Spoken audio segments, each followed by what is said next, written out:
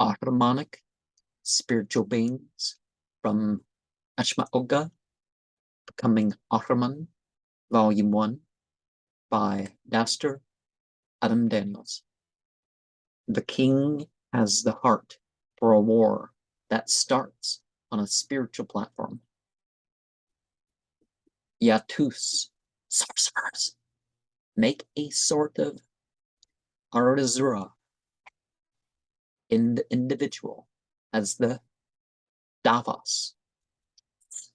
Change him into a Davo Datum.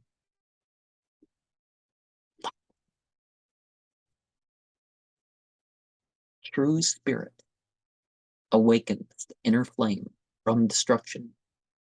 True hierarchy is understood in its different origination.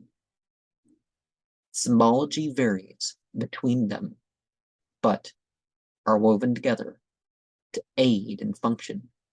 A working order is here towards antagonization. We're not needing such as the sacred shirt and sacred rope for propitiation. Working the interior to the exterior, this is a working sense of devotion. Taro editi, disregarding.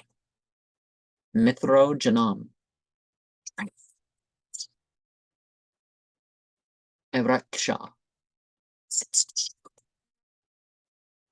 and others are working as a collection of infernal powers of counter-creation, the dark inner mystery.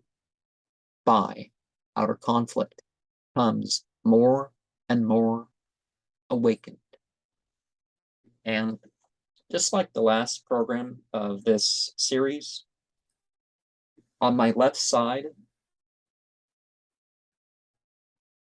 inside, a movement, and it goes higher